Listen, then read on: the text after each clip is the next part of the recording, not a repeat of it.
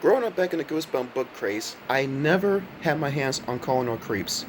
I saw the book cover. Here it is again right here. That's a freaking awesome cover, by the way, too. You know, Tim Jacobus, awesome artist. But anyway, I never really had the chance to get the book because either I never could find the book anywhere. I kept seeing pictures of it, but never had a chance to get it. But I'm very glad that at least many years later now, I'm actually able to get my hands on this digitally, at least.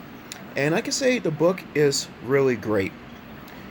It really teaches you about how to, not to be a bully to other people just because you think that you can. And most people who actually bully other people are usually those who are afraid that they might get bullied themselves too. Even though they want to put on a front saying that, they are not and they could take on anyone if they had to. That's a bold-faced lie.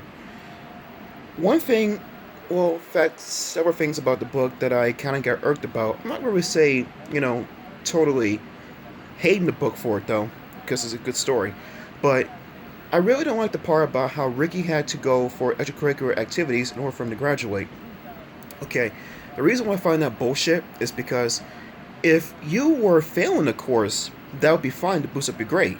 But they actually have you where you take all your classes, and if you pass everything, you still have to have everything right on one activity you do in school there. And if you don't do good in it, it's like all your work for school goes down the drain. Why the fuck is that even like that? That's a freaking bad system for a school to have. But I have to be fair in some kind of way, But I'm pretty sure Ricky's a very smart student, so him having to fail anything is very unlikely. But if that's the way they treat the students over there, where you have to pass your everything in school and also pass the extracurricular activity too, that's bullshit. And I really, really, really hope that we never have stuff like that in our schools, because that's messed up. Regis are one thing, but this thing right here in the storybook is a whole nother story. It's stupid. Now with Tasha, she's a little shit.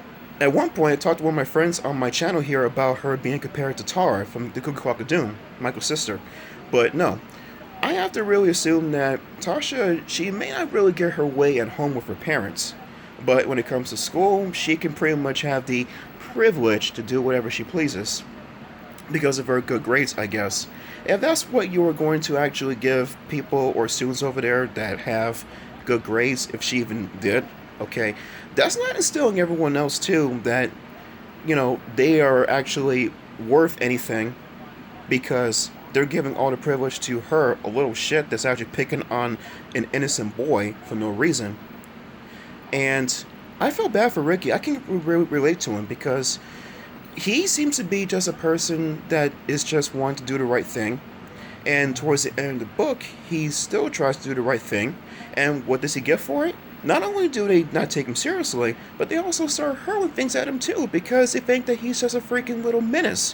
What a bunch of asshole kids.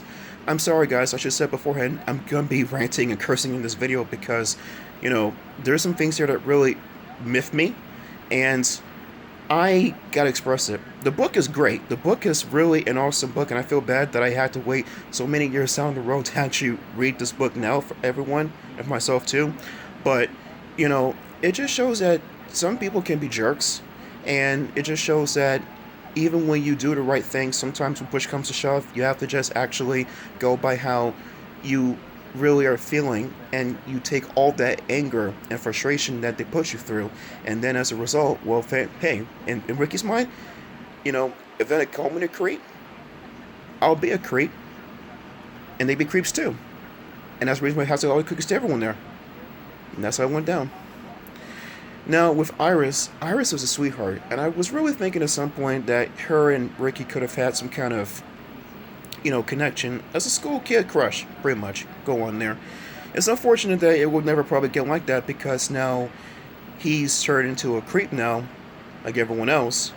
And, oh, by the way, if you remember watching the TV episode of Calling All Creeps 2, because it did exist at one point, they actually have Iris standing there in the lunchroom towards the end of the episode, and she's pleading with Ricky to not give the cookies to all the kids and eat one himself too, but to no avail.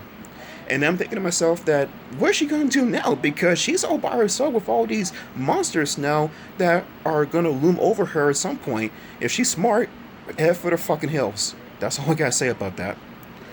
But with Calling All Creeps, I feel very lucky that I actually did read this book here.